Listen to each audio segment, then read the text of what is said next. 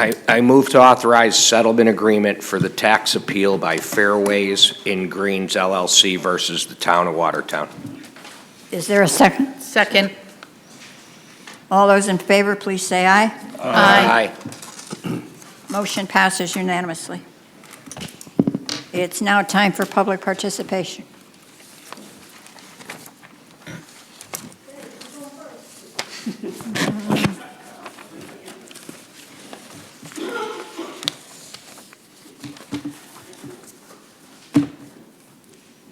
Yes, sir. Good evening. Thank you.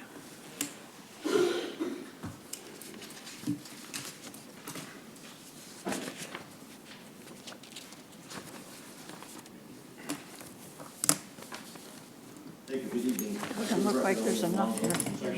Bella Vista, Leo Longo, I reside at 83 Bella Vista Drive. I'd like just to comment on an earlier agenda item, which is the appointment of an auditor for fiscal year 23-24. I understand Mr. Rainbow's position that at the end of the fiscal year, approaching the end of fiscal year, end of April, we closed out period 10. There's only 2 periods remaining to the fiscal year. It would be rather difficult to change ways, if you will, with an audit firm. I do appreciate what Mark did offer, say, is that in essence, we're not married to King and King, and that a change, should it be decided upon by the management and the council here, to change a firm for future accounting periods, perhaps that would be advisable. Now, how did I form my opinion? A little bit of background on the annual audit. There are 2 primary letters that are the result of the annual audit. One is an opinion letter. It's also known as the independent auditor's report. And the opinion letter states whether the financial statements are presented in accordance with accounting principles and practices. In accounting terms, it's GAAP and GASB. In contrast, there is a management letter, and that management letter is also known as an internal control letter. It communicates any deficiencies or weaknesses in a company's organization structure and internal controls. Getting back to the opinion letter, there's 4 possible outcomes. The independent auditors can release 4 opinions, 1 of 4 opinions, as a result of their financial audit. The opinions are unqualified, qualified, adverse, and a disclaimer of opinion. The unqualified opinion has no reservations concerning the financial statements. It's the best outcome to have an unqualified report. The other 3 options or opinions are deemed less favorable. The other 3 come with recommendations as to how the auditors suggest that the town improve on weaknesses or deficiencies. And oftentimes, and which has been the practice here of management provides a written response to accompany the auditor's comments. It then begs the question, who is responsible to read the letters? In my opinion, it is the responsibility of management, and if we were a formal organization and corporate world, we'd be the board of directors. Here for local government, I believe that responsibility is a shared responsibility also with the town council. That being said, back in 2016, the auditor that was engaged by the town was PKF O'Connors Davies. PKF is a powerhouse within the audit community. They cover dozens and dozens of different practices and types of business organizations. If you study the management letter from 2016, of which I shared a copy of, with reference to page 3, you will find that at the end of the 2015-16 fiscal year, there were notable concerns. Such items as that the financial statements were misstated to the tune that exceeded $10 million. At that time, the budget was marked as $76 million, and the statements were misstated by over $10 million. The fund balances in 2016 did not agree with the 2015 audit. Cash didn't agree with the cash balances. Taxes receivable were not recorded. Accounts payables, liabilities were not reported. Deferred revenue was not reported, and it goes on and on and on. Okay. I value this as a management letter from PKF O'Connor Davies. In 2017, the town of Watertown engaged King & King. King & King, to the best of my knowledge, is located here in Connecticut, in Winsted, and I believe they also have a practice out of Simsbury. In 2017, the management letter had the following deficiencies identified. The Board of Education doesn't have a formal accounting manual. 2018, no accounting manual for the Board of Education. 2019, the BOE accounting manual, still missing. And they questioned a couple disbursements of the student activity funds. 2020, BOE accounting manual, still missing. Disbursements of student activity funds. 2021, BOE accounting manual, and finding that the BOE and the town did not reconcile their records by the end of the fiscal year. My point being is on the state of Connecticut's OPM website, there is the EARS system, the electronic accounting records system. The last entry for a management letter for the town of Watertown was in 2021. Now, we closed out fiscal year 2022. My understanding was a late filing. I stand to be corrected, but I believe it was March of 2023. But unless that was made available to management and or the town council, there is no record of any management letter associated with the 2022 audit. That being said, I would ask the question of King & King, if you're going to engage them for yet another year here, is why is there not a pattern here of management letters that would have captured, unless the $10 million that was misstated in 2016, unless that was corrected immediately thereafter in 2017, it should have been identified in the subsequent audits. Now, to the best of my knowledge, and I checked OPM today, the 2023 report is not on OPM's site. I don't know if it's still in the works here as well, too. At some point in time, as a town council, I think you're responsible to ask the questions of King & King as well, too. It's not just about management and internal controls here, is what is it that exactly the internal auditor is responsible to report to you? So going forward, maybe some of the hard questions to ask of the independent auditor is why were some of these findings that are coming to light now not captured or reported in either a audit opinion letter or in a management letter? And it begs the question, in 2015-16, did PKF rid itself of Watertown, or did Watertown rid itself of PKF? And I say that with all due respect to the town of Watertown as a body here. But something goes wrong when we look at 2016 PKF, pages and pages of audit findings and recommendation, and then for the next 7 years, the only item is a repeat item year from year is that the Board of Education doesn't have an accounting manual in place. Thank you. Thank you.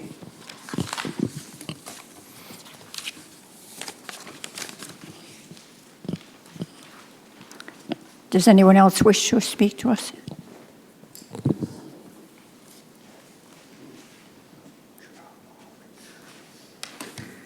Of course we do. Dave Palmer, 267 Bryant Road.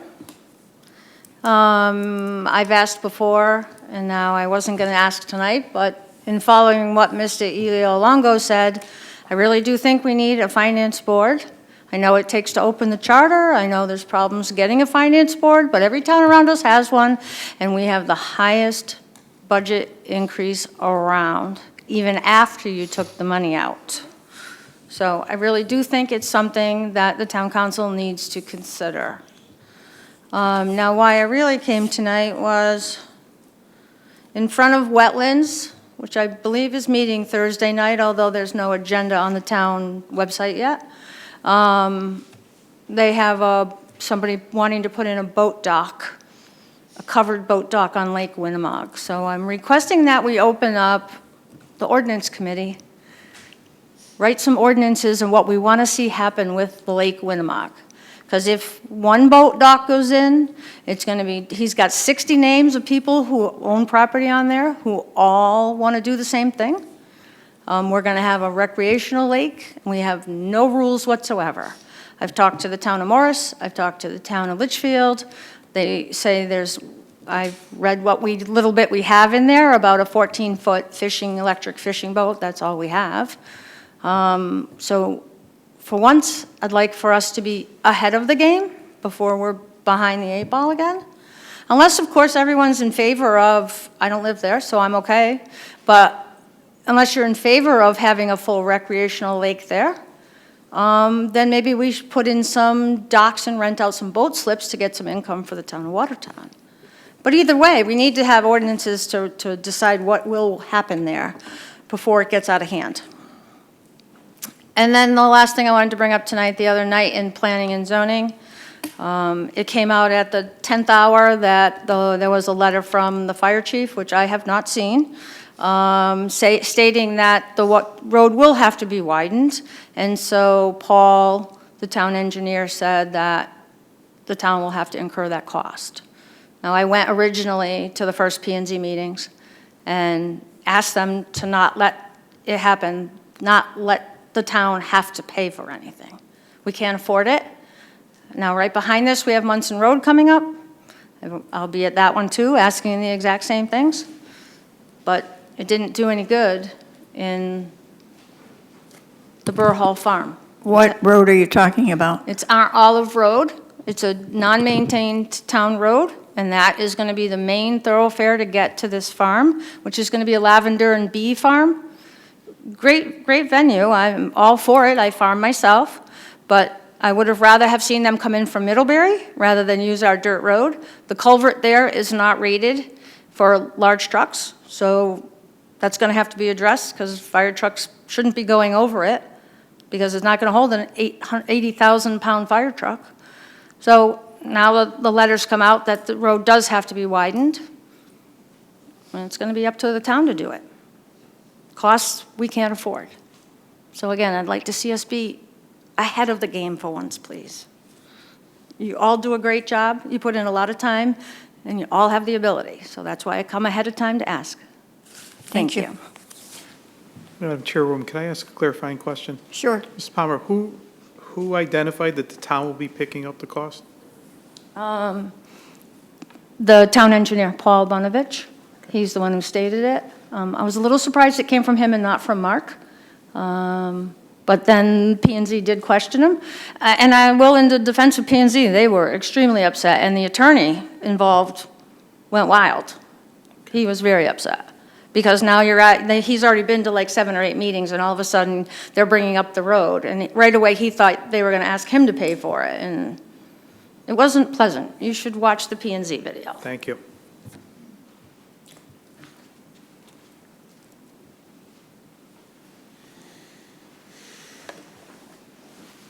Richard Rosansky, 35 Reynolds Street. I was also at the P&Z meeting. I'd like to talk about that as well. My recollection is a little bit different than Mrs. Palmer's in regards to who made the determination that the road needed to be widened. It was announced by the town engineer, as I heard it, that the fire marshal made the determination. It was a regulation that stated the road needed to be widened from 15 to 18 feet. There was some confusion. Everybody was upset. It really threw the whole meeting into an uproar. But it seemed that the fire chief weighed in at the beginning of the project. The fire marshal weighed in at the end. And that's how I understood it. I may have that wrong, but that's how I understood how that happened. But what was interesting and what was disturbing, I should say, was that Vice Chair DeVito announced that this was on the town, not the applicant. The P&Z has obligated town resources to widen this road without the knowledge or the approval of the town council. The town engineer said, we have the materials. This is an unimproved road. All we need is millings, and we can use our own labor and our own machinery to widen this road. How can P&Z obligate town resources without your knowledge or your approval to widen a road? Now, I don't know, I'm not a civil engineer, I'm not a construction guy, I don't know what amount of labor or machinery is necessary to widen this road from 15 feet to 18 feet. Is it going to take dozens of man-hours, hundreds of man-hours, thousands of man-hours? There's a cost associated with that.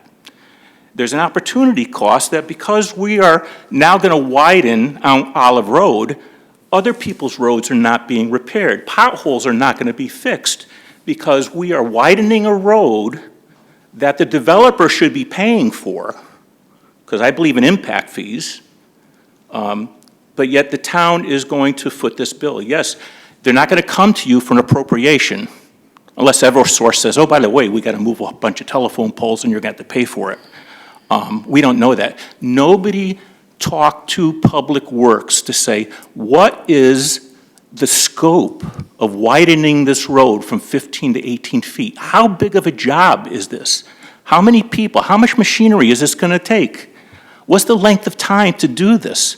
What are some of the other aspects of widening this road we haven't thought about, such as moving power poles, or are there culverts that have to be extended and things like that? So again, what's most disturbing is P&Z made a decision without your knowledge, without your approval, and dedicated town resources, committed town resources to the developer to do this.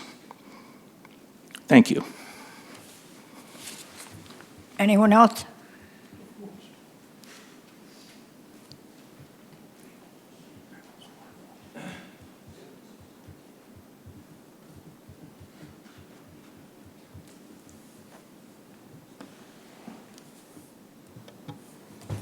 Al Mickle, 95 Woodbine Avenue. I usually start off with my request for public participation at the beginning of the meeting, but I'm going to save that to last. I wrote a list of all the things that I'd like to talk about tonight, and I'm going to have to cut some of them down because they're going to take more than 5 minutes just to answer the questions. So we'll start off with the town manager's report on the staffing of the finance department was well received. It looks like he's looking at everything he can look at to get the ship in the right order and floating straight. But it always, for me, it always begs the question, who's going to do the job of the treasurer? We mentioned that in the job description of the assistant finance director, but we don't have an assistant finance director. So I'm wondering through the chair, can we find out who's doing the job of the treasurer? I'm certain the town manager will keep us appraised of what's happening in the finance department and who's doing what. Would it be appropriate to ask him now? Not at this point, sir, no. So it's not quite public participation, then thank you. One of the things I did, looking up a lot of the stuff on what's going on, is I went back and reviewed some old videos of the town council.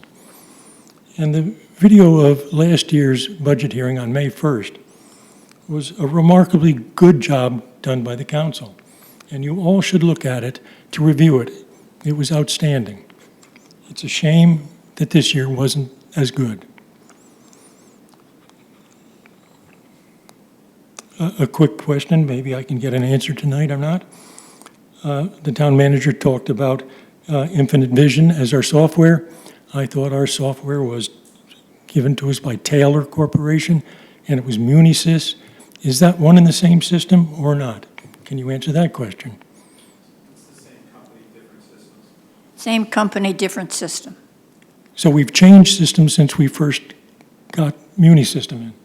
No, Tyler, Madam Chairman, do you want me to? Please. I'd appreciate it. So Tyler is the system, which is Infinite Vision, which we're using. Uninci is the municipal piece that most municipalities use. We're using a Board of Education software. Have you always used the Board of Education software? No. When we made the software change in 2019, yes. Prior to that, it was a different system. Okay. A question about the executive session. It was for a assessment. What was the value of the assessment change, and what year was the assessment change for? It's $1,400 for a 3-year period. From 3-year period? From what assessment? Was it, it wasn't this year's assessment, was it? No. No. Years ago. That's my understanding. Okay.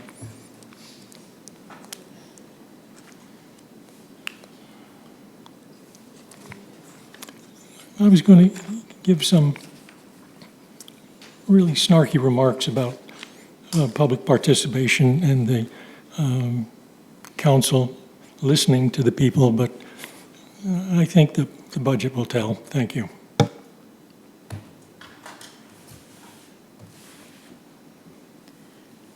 We still have a couple of members of the public who wish to address us. Seeing none, we need a motion to adjourn. Second. All those in favor? Aye. Aye. Recording stopped.